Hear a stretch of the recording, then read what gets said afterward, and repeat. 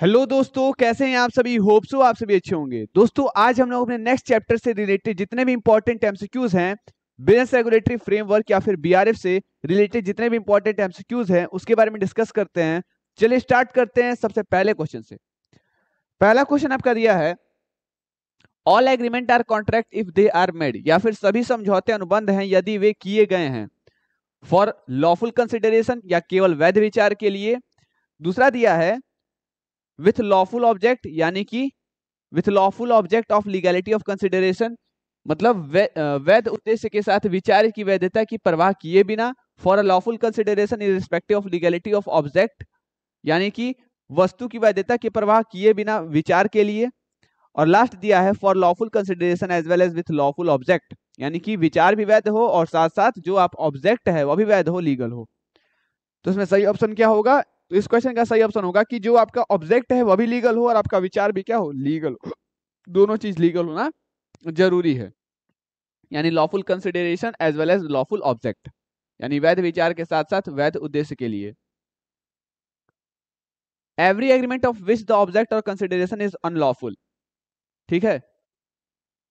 हर एक एग्रीमेंट जिसके लिए ऑब्जेक्ट या फिर कंसिडरेशन अनलॉफुल होता है, क्या होता है? अनलॉफुल होता है। वैसे में वो कॉन्ट्रैक्ट क्या होता है? वॉइड, वॉइडेबल, वैलिड, वेगर, क्या होता है?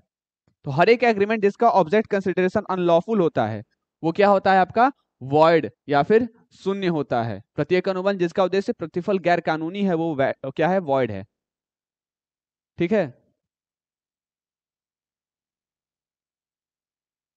Okay, next. Provision regarding the legality of object and consideration is emphasized on, किस सेक्शन में है? सेक्शन 10 या धारा 10, धारा 23 या फिर सेक्शन 23, धारा 23 और 10 दोनों में, या फिर इनमें से कोई नहीं। तो इसका सही ऑप्शन क्या हो जाएगा? बोथ ए एंड बी, यानी कि धारा 10 में भी और धारा 23 में भी है, दोनों में legality of object and consideration बताया गया है। नेक्स्ट क्वेश्चन दिया है, सारे एग्रीमेंट्स कॉन्ट्रैक्ट हैं अगर वो लॉफुल कंसिडरेशन के लिए बनाए जाएं और लॉफुल ऑब्जेक्ट के साथ बनाए जाए। किसमें बताया गया है? क्या ये सेक्शन 10 में बताया गया है, सेक्शन 23 में बताया गया है, दोनों में बताया गया है, या नन ऑफ दिस? किसमें बताया गया है ये?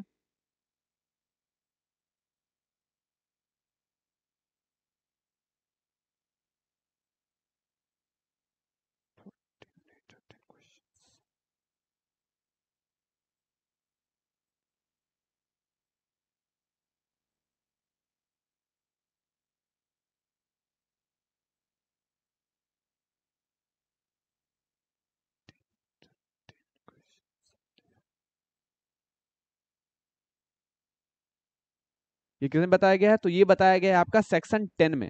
ये किसमें बताया गया है? आपका सेक्शन 10 में या फिर धारा 10 या 10वीं धारा में बताया गया है। सेक्शन 10 में बताया गया है कि सारे एग्रीमेंट्स क्या हैं? कॉन्ट्रैक्ट हैं अगर वो ऑब्जेक्ट लॉफुल हो और कंसिडरेशन भी क्या हो? लॉफुल हो, ठीक है। Next question, agreement for lawful consideration is void, ये किसमें बताया गया है? ये किसमें बताया गया है? तो ये बताया गया है सेक्शन 23 में या धारा 23 में। एक एग्रीमेंट किस लिए? लॉफुल कंसिडरेशन के लिए, लेकिन उसका ऑब्जेक्ट अनलॉफुल है। मतलब कंसिडरेशन लॉफुल है लेकिन ऑब्जेक्ट मतलब पर्पस उनका सही नहीं है, तो ऐसे केस में वो क्या है? आपका वॉइड है। यानी दोनों होना जरूरी है वैलिड होने के लिए। जी हाँ, क्या क्या? लॉफुल कंसिडरेशन और लॉफुल ऑब्जेक्ट, दोनों होना जरूरी है। ऑब्जेक्ट भी लॉफुल हो और कंसिडरेशन भी लॉफुल हो, उनमें से कुछ भी एक एलिमेंट नहीं रहेगा तो वो कॉन्ट्रैक्ट वॉइड हो जाएगा वैलिड की जगह, या शून्य हो जाएगा वैध की जगह। एक एग्रीमेंट जिसका या फिर जिसके साथ lawful object for an unlawful consideration, मतलब एग्रीमेंट का ऑब्जेक्ट लॉफुल है लेकिन कंसिडरेशन अनलॉफुल है, तो अभी सेम टू सेम वही चीज होगा, वॉइड या फिर शून्य। नेक्स्ट है, अनलॉफुल ऑब्जेक्ट और अनलॉफुल कंसिडरेशन का जो डेफिनेशन हो किसमें दिया गया है? दोनों में दिया गया है कि सेक्शन 23 में दिया गया है। अभी बताए थे लॉफुल ऑब्जेक्ट और अनलॉफुल ऑब्जेक्ट और अनलॉफुल कंसिडरेशन के बारे में सेक्शन 23 में बताया गया है। नेक्स्ट, कंसिडरेशन या फिर object of an agreement considered unlawful, consideration या फिर ऑब्जेक्ट ऑफ एग्रीमेंट जो है ये अनलॉफुल कब माना जाता है? जब ये लॉ द्वारा मना किया गया रहता है, जब ये फ्रॉडुलेंट होता है, इमोरल होता है, इनएडुकेट होता है।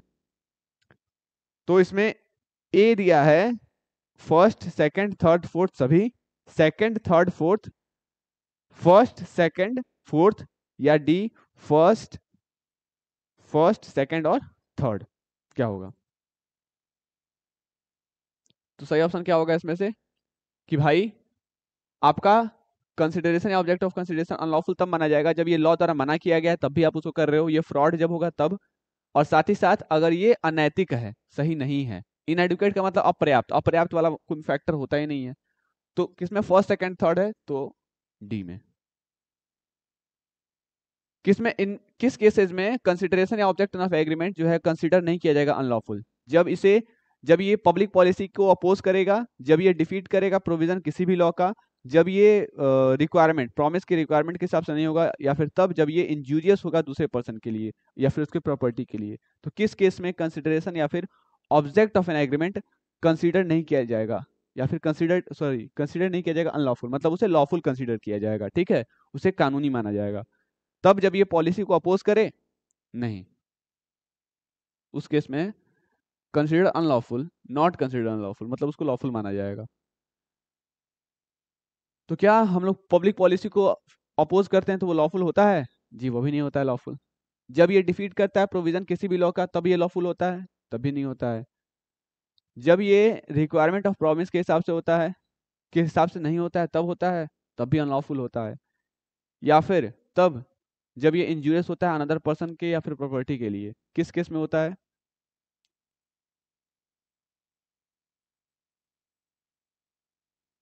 तो चारों,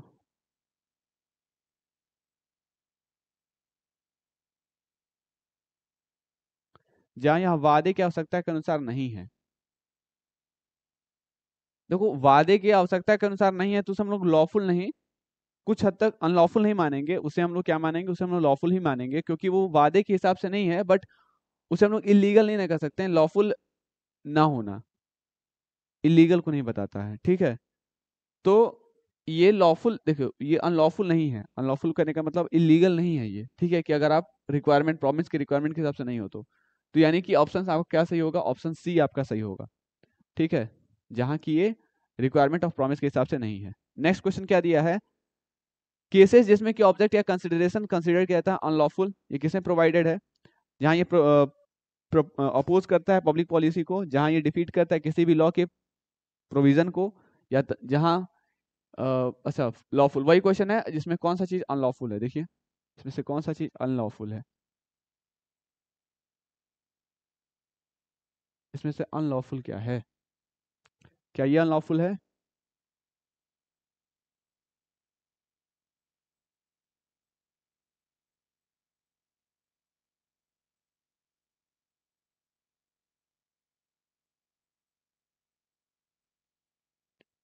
तो अनलॉफुल क्या होगा, जब ये किसी भी लॉ को क्या करेगा, किसी भी लॉ के प्रोविजन के को डिफीट करेगा, ठीक है, उस केस में, यानी किसी भी प्रावधान को हरा देता है, तो ऐसे केस में होता है, ठीक है। नेक्स्ट क्या दिया है, इनमें से किस केसेस में ऑब्जेक्ट या कंसिडरेशन ऑफ एन एग्रीमेंट जो है वो अनलॉफुल माना जाएगा? अनलॉफुल किस केस में माना जाएगा?